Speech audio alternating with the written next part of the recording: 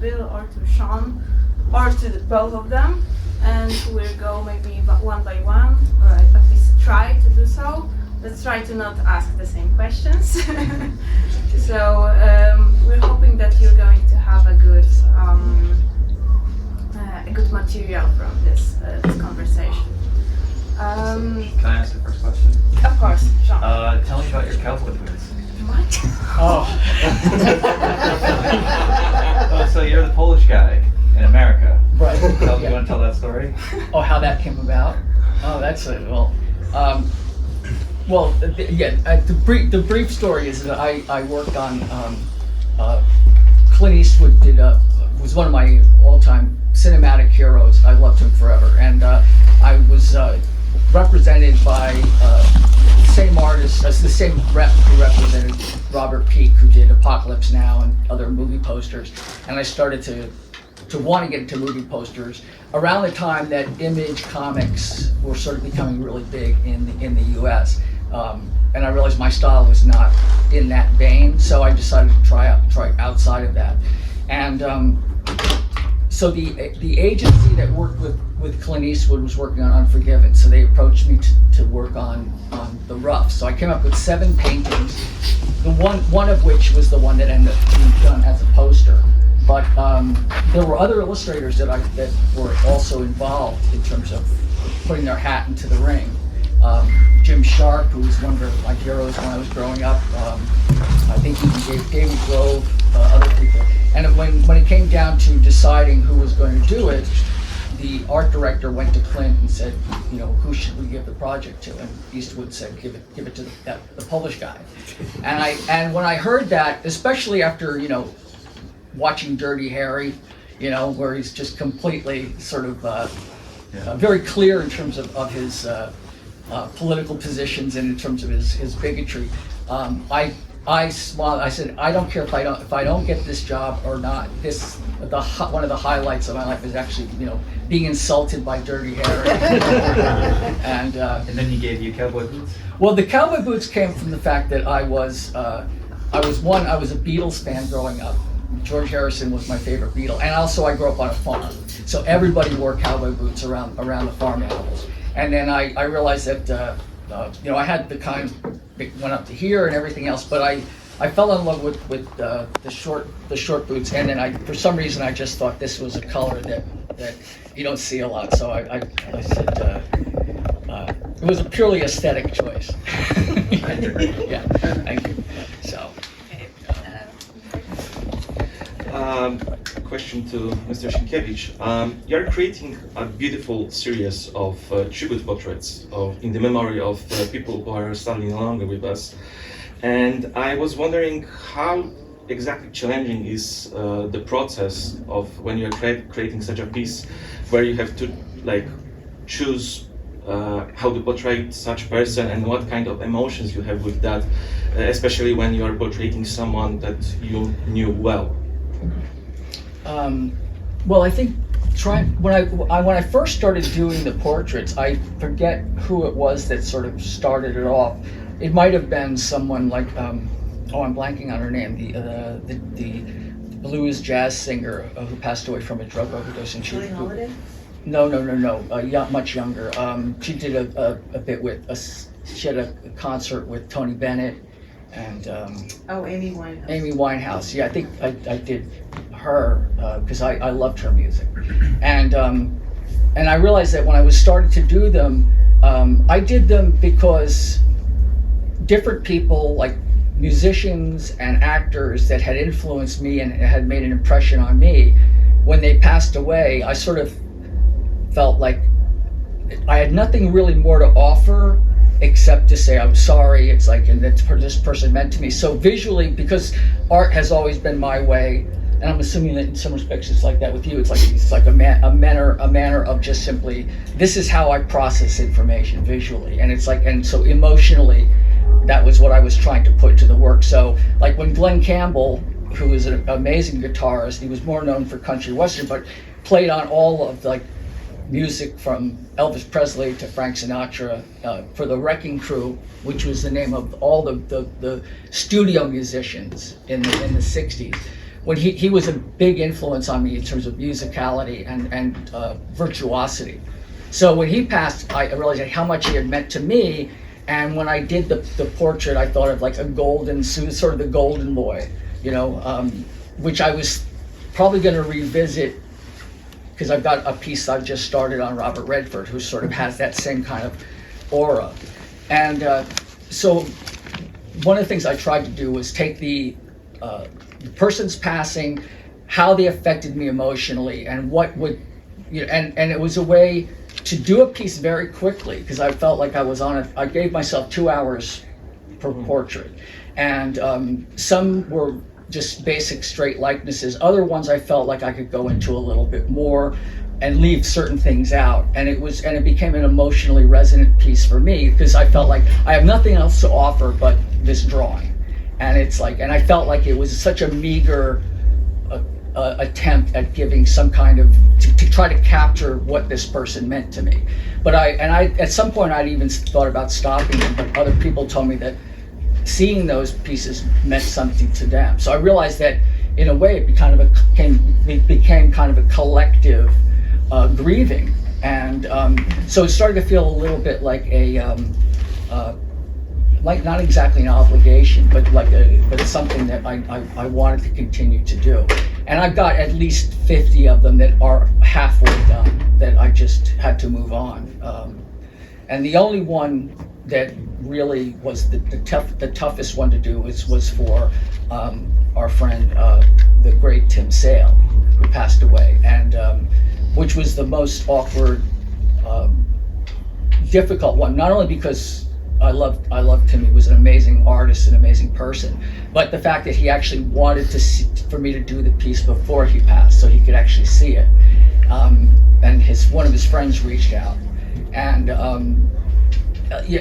it's ridiculous to say that, you know, that there's pressure in those kinds of situations, because you know, at the end of the day, it's like he's passed. My friend is passing away, and it's like, and my artistic ego is in here, kind of going like, well, what if the piece, like, it doesn't look like him, or what if he doesn't like it? It's like there's the weirdest kind of combinations of mental gymnastics that I was doing when I was doing. I just shut all that out, try to capture what you feel about him, and you know, and let it go. And so I found out in a way that they started to mean a lot to me as well. So I mean, I'm still going to be doing more, but they're fewer and farther between now. A question for Sean now. Mm-hmm. You don't have. I'm happy to listen. I'll answer your questions too. Okay, so one of your most famous books, Batman by Night, has sort of special motive where you reverse the role of a villain and hero. So do you believe that there's any other character in Marvel or DC that would fit also this motive, and if so, which one? So with White Knight, Batman, they flipped the role of villain and hero. Is there a Marvel character that? Marvel DC character. Right. Yeah. I mean, Punisher already is Yeah. good, bad, mostly bad, depending on politics. And they're bringing him back to be a traditional Punisher now, which is interesting. That's a good question. I wish I had longer to answer it. I think that when I did White Knight, it wasn't necessarily, I like Batman a lot. The animated series as a kid was my Bible. And I never really liked the Joker. And I thought, man, if he could just stop being crazy, get his shit together, he could probably take down Batman legally. Just tell Gotham, hey, who likes waiting in traffic because Batman destroyed a bridge? Yeah. Imagine if you're looking at Gotham, you're like, fucking bridge is out again? Are you kidding me? Like, is it worth having this vigilante asshole out there? I don't think it would be that hard to turn people on Batman using social media. What's Batman gonna do? Like, tweet back? You know, like, fuck you, Joker. Yeah. So I thought there was wide open to do like a criticism of Batman, but also, you know, I love the character. Of course, it's an homage to him too. So it punches on Batman a lot, but it embraces him at the same time. I have ideas for a Wolverine story. You know, any grizzled male who doesn't shave, disturbed, like that's my bread and butter. I'm not good at the voluptuous girls as much. You can draw everything. Is there like a go-to type of character for you? Well, it's interesting. I found that, and this is probably maybe due to the era that I grew up in. I mean, where there was the whole school of, say, the image guys. I mean, like I look at like Jim Lee or Rob Liefeld's females, where it's like they've got these impossibly large,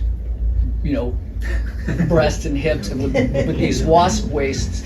And I remember when I would first start doing convention sketches, I had young kids coming up to me. They wanted me to draw Supergirl, like holding open her flight suit. And it was like there was this like sort of the Richard Corbin heavy metal level of voluptuous, sort of Kitten Navidad or something out of Faster Pussycat Kill, And I just remember when I started doing Elektra, I just decided that I would try to give her more of an athletic sort of swimmer's body. Yeah. And which angered so many guys. It was like, and I felt like, it's like, not that we try to do anything subversive, but we try to find different ways of doing something. And I realized it was such an insult to a lot of the the quote fans. Yeah. But I think for me, what makes it interesting is finding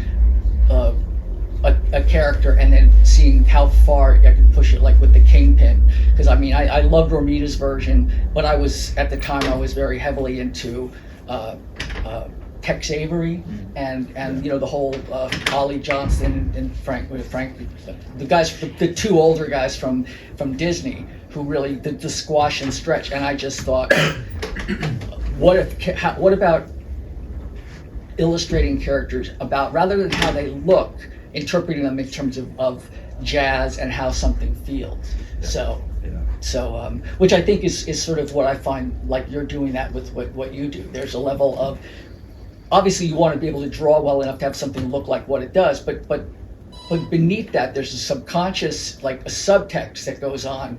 Like when I see your work, it's like there's what's on the page and then there's what's underneath the page, Right, yeah. That's interesting. That I think a lot of only other artists can read that sometimes. Although readers must pick up on it. I think that they do. I don't know if they can put it into words, but Right. I do know that when I emotionally invested myself in artwork or certain panels, that it may not have been a big fight scene. It may have been just simply an emotional bit between two characters.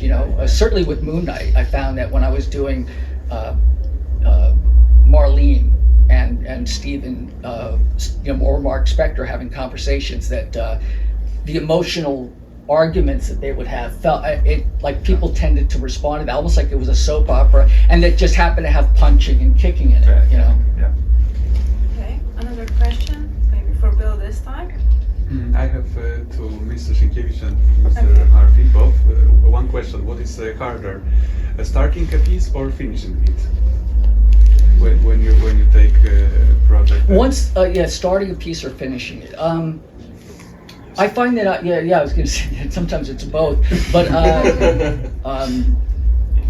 the main thing I've learned is that, and I would have thought by now I would have gotten all of my internal monologues out of the way, because I mean I went through so many periods of thinking that I didn't know what I was doing, and now it's like, after doing it for so many years, there are still times I look and go and I begin to start something and think, I used to know what I was doing. It's like it was so much simpler. I'll find myself looking through older stuff that I've done, and I realize that the process is an ongoing one for me, is that I'm viewing everything from a new point of view, and what do I want to say with this? And it may sound a little sort of new agey, but I also feel that the work dictates to me what it wants to be. Anytime I've tried to assert my will on a piece, like it's usually when I get my rear end handed to me, And so if I can just get the first line down and just dive into it and start getting right into making a mess and then fixing something.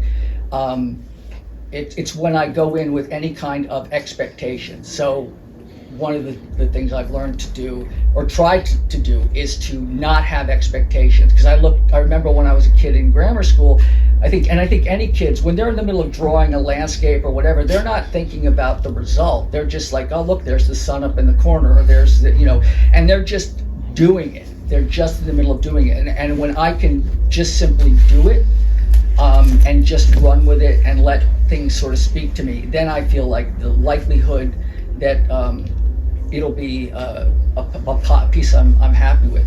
The toughest part is knowing when to finish it, because I've done many pieces where it's like, oh, I was done a half an hour ago. And if I'm working by literally painting on a watercolor piece of paper or illustration board or whatever, and I don't have Command Z, like the undo button, and it's like, okay, I didn't save this iteration, and that's when, but that's another live and learn. It's like, in some respects, there are big steps, and then there's so much of it is incrementalism, Thank you. That's I think it's easier for me to start a piece, a character, because if you do this professionally from 9 to 5, 6 days a week, you sit down, your muscle, your brain just takes over, it becomes automatic. And when you do the sketch, it's infinite possibilities. So I'll have a sketch of a cover on Friday. I finish the sketch like, oh my goodness, that's gonna be amazing. It's just this big now, but I can see in my head how Batman's gonna look fantastic, and da. So I'm happy on Saturday, and Sunday I'm like, this is gonna be great, this is gonna be great. And then I draw it on Monday, and like, oh, that's not quite what I wanted. Where did I go wrong? So mostly I'm happy when I finish a piece, but if I draw something I don't love on Friday, it's bugging me all weekend. And I look at this sketch, because I'm like, what happened? What went wrong? Was it the lighting? Was it the face? Was it some rendering? Like, I had it here, and somewhere along the way I lost it. I think when you work loose, like you and I do, you leave you're leaving a lot of the mark making up to chance in a way. Right. Like Jim Lee, who I love his art, he draws the same kind of action figure in his brain over and over. I don't know if he ever gets worried drawing anymore, but you approach everything differently. Like, yeah, I so try. for you, Yeah. It's like, can I do it again today? Can I be a magician again? Well, also I find that, like, at a certain point, there are certain things that become very easy, and like you do it enough times, and it's like trying to find something that makes it intriguing. And I find that, one, I'm more intrigued now by what can I leave out, Oh yeah. and also I will try to ascribe a level of, like, that there's a level of not only intelligence on the part of the reader, but involvement and an investment. And so to me, presenting a piece of art to a reader, it's almost like they're doing half the work, and it becomes a dialogue between what I'm putting down and what they're bringing to it. And to me, that's the most beautiful aspect of it. It's that it becomes a communal experience. And I think when you mentioned about the having something be rougher, is it textural? Where did something, quote, go off the rails? It may be, and again, it may be subjective. For me, I've gone off the rails, and then I'll look at this piece an hour later, Yeah. and it's like, oh, somehow it's like it managed to make it back on the Yeah, track. sometimes you show up at work on Monday and I'm like, oh, it's not as bad as I thought. Right. Okay, I was just Yeah. But sometimes it's like, nah, it's worse than what I thought. Yeah. Yes. Okay, next question. Sean, can you tell us something about future of White Knight series or your plans? Sure. White Knight has been 3 volumes so far. My wife also wrote Harley Quinn White Knight. I was only supposed to do 1, but the sales were so good that they had me keep going. Now I'm stuck forever. So for volume 4 now, it's going to feature Superman. And Superman is only 20, and Bruce is 65 now. And there's no such thing as a superhero in my universe yet. So the FBI has Bruce. Like, what is this kid in Kansas? Is he an alien? What do we do? So Bruce investigates Clark, thinks of him as a threat, and fights him, but then he sucks his powers away using the Fortress of Solitude. And when he does that, he accidentally opens up a Stargate, I don't know if this makes sense, to another world, and Bruce realizes, oh, there's people coming this way called Kryptonians, and they're really pissed off. And I just neutralized this kid who was my only chance at fighting. So for part 2, they have to work together to go through the Stargate to get Clark's powers back. And the science team that's guiding them is all, it's like they will be blasted with the powers of the 6 Kryptonian gods, and they will become Wonder Woman, Flash. It's sort of my way to create a Justice League in a very new way, very fast way, and sort of just try something new with with my universe. I've always loved when Superman and Batman team up, but I've never seen it where Superman is a kid and Bruce is like a grandfather, and how that dynamic would work. I imagine Bruce is resentful of Superman because he didn't earn his fighting ability. Bruce's passion is dialing it up to 11 and being as best as he can, and Clark's power is dialing it down so it doesn't hurt anybody. And I just think that dynamic is really fascinating. And in this book coming up, in a way, Bruce is dealing with another Robin, but this Robin is a nuclear bomb that could go off. So that I'm really looking forward to exploring these things. So I will be starting this project January or February. This will take me a year, and then halfway between that, I'm going to have a 48-pager that's going to be about Catwoman, White Knight, and it'll talk about Catwoman and the 9 lives of her love with Bruce, the times that they didn't connect, the times they fought, whatever. And I also want it to be all splash pages, which I haven't really seen done since, I guess, Thor. Oh, okay, yeah. Shit, sorry. Yeah, no, I know, yeah, but that's... I almost said Sienkiewicz, but that's you. Yeah, right, yeah. Well, I mean, for me, I remember doing a Hulk story on the Century with Paul Jenkins, and I said I only wanted to do 2 panels a page. That's cool. And it was because sometimes, but I had a question for you regarding, with the White Knight, when did you think of that, and how did you approach, not to give away too much about the mechanisms and political and in terms of how things are brought to the publishers? I'll be honest. I was ready to quit DC. I really love what I've done there. I worked with Scott Snyder, but I really wanted to write my own stuff, and I just felt like I couldn't do monthly kinds of comics anymore. So I said, can I do my own Batman? And they said, well, you're more an artist. We really like you to work with Scott because Scott's a real writer and make money. So I said, thank you, but I'm gonna leave. And they said, whoa, what do you need? So I go, all right, I need this page rate, I need that, I need a $100,000 signing bonus. Like, I got really aggressive. I said, I want to do my own Batman. They're like, okay, we'll give you most of that, but you have to agree to work with Scott after. So I go, great. So Scott was taking too long, so I start my book. And my book sells very well, very quickly. So I get a call from Scott. Hey man, I'm really happy for you and everything, but it's probably just a fluke. Don't get excited. Like, we're actually working together, right? I'm like, oh yeah, no problem. My pal. Yeah. Issue 2. Yeah, I know your numbers are still high, Sean, but we're still working together, right? I'm like, oh yeah, man, I promised I would, blah, blah, blah. So by issue 3, the sales, usually comic sales go down, but issue 3 went up. So I get a call from DC, and they're like, do you want to do a sequel to your weirdo Batman book? And I said, yeah, but I don't want Scott to yell at me, so can you deal with Scott? Because he's going to be pissed. And Scott and I are friends, and I've told this story to him. And they told Scott that I retired from working with writers, which made Scott very unhappy. But you can always tell the people that you get, the pros that you get along really well with, because they're the ones who will give you the most shit. Yeah. If they stop talking if they stop talking to you, whatever, or if they start being really nice to you, Right. then you're in trouble. I've had, creatives are weird. Like, I've had Rick Remender is a friend of mine on Tokyo Ghost. He's blocked me on social media, blocked me in text, and unblocked me, and he gets mad that I'm wasting my time on Batman. I need to do more punk rock. So I can't tell where I'm at with him, and it's his mental problems. I've had, we're like not I'm not going to give away any sort of no. naming any names, but I've had that experience as well. Yeah. I will say one is that, and I talked about this with Howard Chaykin. I mean, when I had my studio in New York City with Dennis Cowan and Michael Davis, Howard Chaykin and I would butt heads. I mean, all the time.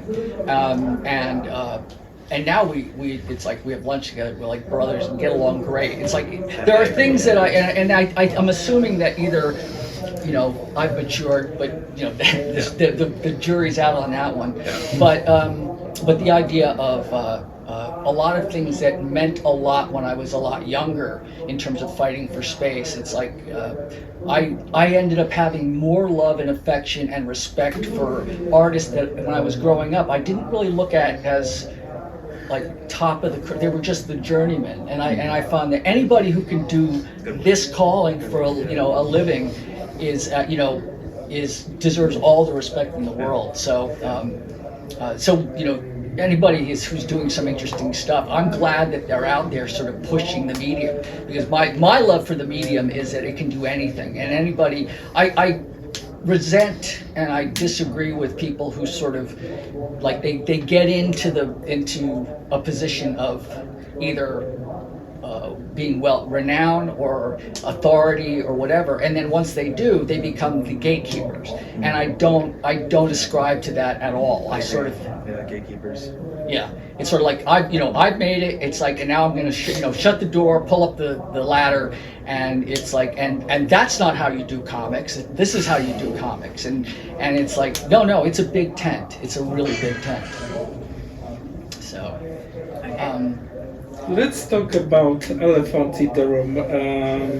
After the cancellation of Red Hood, is creating comics more challenged than ever before? Is creating comics more of a challenge?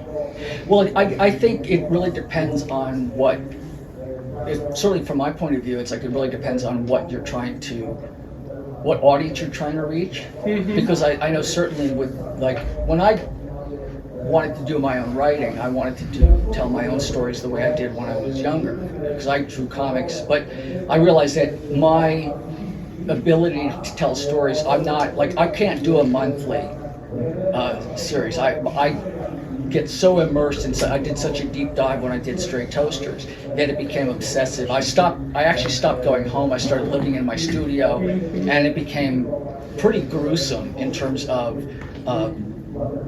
like lack of sunlight and everything else. And I realized that doing something that feels much more personal, where I'm walking on a tightrope that sort of vanishes beneath my feet as I'm feeling excited and exhilarated and very much anxious, because this is something of my own, and it doesn't have the comfort of having a Batman or a Superman or something that's out in the public domain that people know.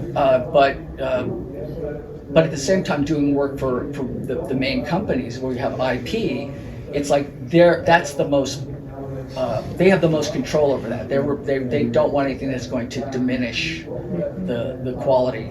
But I think that I've seen pieces and comic strips on social media for all manner of creative outlets. I mean, there's one person I know, Jen Bateman, who does a book on their transition in terms of like in terms of to them there. It's like them there as opposed to from her. It's like there's a whole big anti-woke thing happening now, but they write about their struggle with autism, and to me it's like and it's personalized, and I've read it and I thought it's some of the most brilliant use of the medium to explain, to connect. And it doesn't have to be like about, like I said, punching people out or cops and robbers or romance or anything else. It's a vehicle for exploring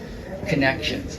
And at the same time, I can read any number of titles that are superhero related and enjoy it for what it is.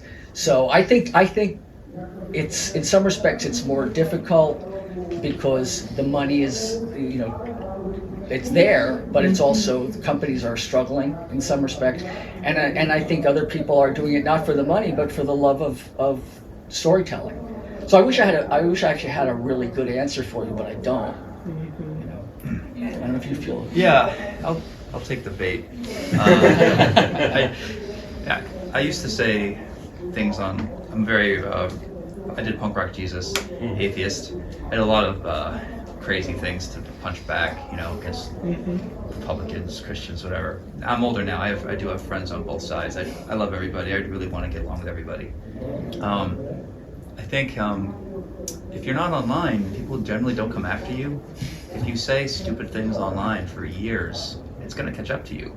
I mean, I've said dumb things online I wish I could take back. I'm sure you have Oh, too. yeah, absolutely. I feel bad for kids in their 20s who don't know how to use social media, who are laying out a history of them saying dumb things. We all said dumb things in our 20s. If you say something dumb, I don't know that writer specifically what he or she or they said. But you know, Recently? Yeah. Yeah. DC is in the business of selling comics and making money. They're not in the business of politics. You can write books about politics, but you have to be smart about it. Like, you know, I wrote a book called Von Freeze, which is an offshoot of White Knight. It's basically about Donald Trump. I said all the stuff I wanted to say in there, but I didn't bash people over the head with it. I didn't have conservatives coming after me. Like, you can say what you want. You gotta be smart. You gotta be clever. And people that are getting canceled or caught, either they're doing dumb shit, saying stuff like condoning violence and stuff that's not going to age well, or they're sometimes their talent is they're not good at filtering it in a healthy way. You know, the problem with creatives is we're alone in a room and we go crazy. Like it's a documentary called Blackfish about killer whales in isolation. Talking. So I go from talking to 0 people every day to talking to 1,000 people all of a sudden. Like, wow, I'm probably going to say dumb shit and say weird things. You know, it took me a while before I was media trained enough to know how to step over the laser beams and things like that. I appreciate your question, and I like talking about stuff like this. My answer would be, I'm careful with what I write. I don't want to lose what I have. You know, I don't want to. I've got 30 people who look to me that I'm hiring, and if I say something stupid, I'm the boss. I pay them. I have to be smart. Well, yeah, and you know, I totally agree with you. I mean, there are plenty of times that when I did Brought to Light, you know, in the Shadow Play with Alan Moore, the same kinds of things in terms of the political divide back then was not nearly as extreme as it is now. Fair, yeah. But I also find that there were plenty of things that I did, you know, in my youth, back, thank goodness, when there wasn't, you know, any cameras or anything else. I mean, things I look at now that I consider benign, or at the time I considered benign, but I look now and I go that, you know, like I don't know what the drinking age and driving, you know, like back when I was a teenager, drinking and driving was sort of something you just did. And now I look at that now and I'm embarrassed and sort of very grateful. I mean, there were times I woke up and I found bark under my hubcaps, you know, my car, because it was like I'm missing trees, you know. And so there's things that you do when you're younger that are sort of, if you can survive them and learn from them, and at the same time I feel that I worked very hard for my love and respect for the medium and for the art form, that I, in a weird way, that's like kind of a responsibility that I take, and an obligation I take very seriously. So I think that with a certain group that's coming up, especially if it's a group or multiple groups that have not had a voice or have felt silenced, I think that there's a need or desire on their part to say, okay, now that I've gotten a position of writing a situation, I'm going to draw attention to this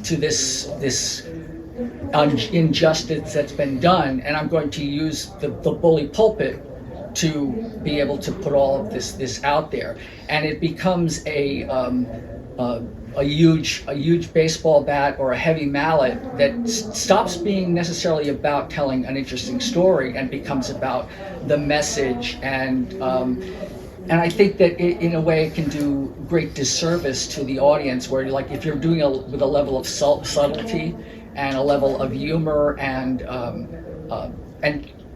talent, where you can actually thread that needle. That to me, that's a gift, you know, and to be able to do that, look what you were doing, you know, and I think that you're going to see more of that, and it's unfortunate because you know, you see people who really try to do interesting stories and make their positions known, but at the same time they may end up destroying everything that they wanted to build, and that's unfortunate.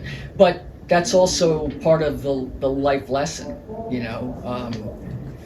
You know, I just wish those people well, you know. We have time for one more question. Can I have a question to Mr. Sienkiewicz? Yes. I wanted to ask you, you have often said that people often have problem with pronouncing your surname.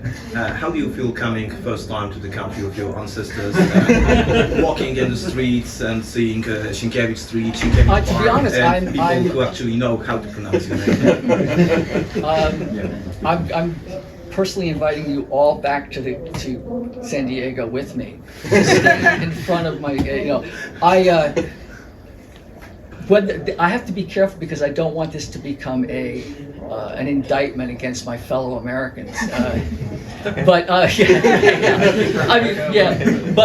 think I remember growing up, and I've heard every iteration of it, even in my own family.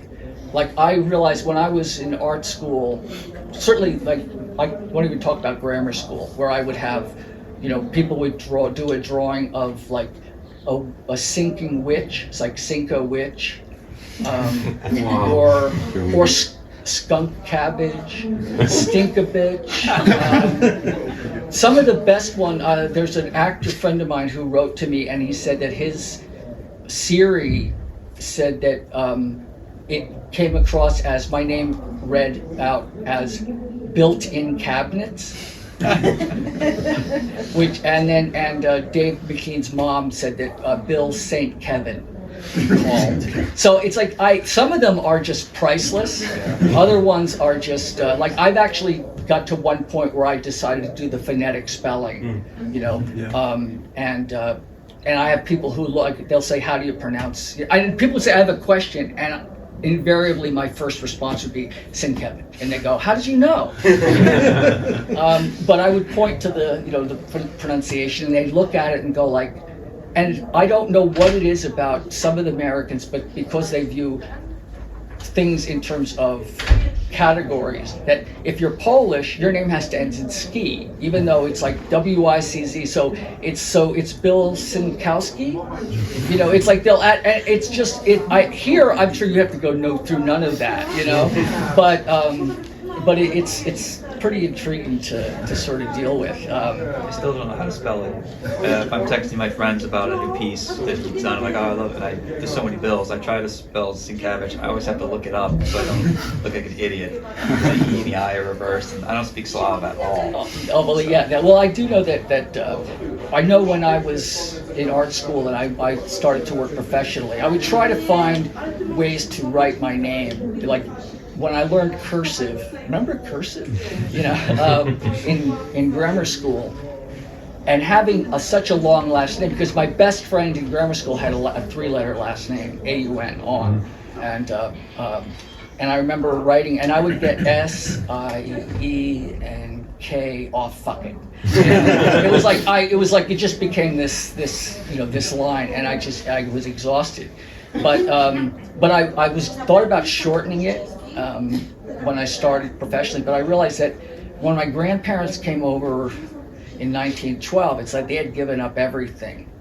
So in a way, I'm American, not because of my parents, but because of my grandparents who left here and started a life in and working as a coal miner. So the fact that I had such a lovely relationship with my grandparents, and that I felt like I owed them a great deal of respect and gratitude, and that I wanted to be and I am very proud of my heritage. And so I remember I went to him, I said, how do you pronounce it? I wanted to make sure that it's correct, because even in my own family, my sister would pronounce it Sienkiewicz, because it became like this Americanized thing. So for me, it's just one of those things. It's been so much a part of my life. It's like at one point I was writing down every version I heard. It was like, so I had like a checklist. It felt like some odd just game I was playing. But in the annals of sort of things to really complain about, that's not one. Especially when you have Clint Eastwood insulting you. So. Fantastic. Thank you so much for coming.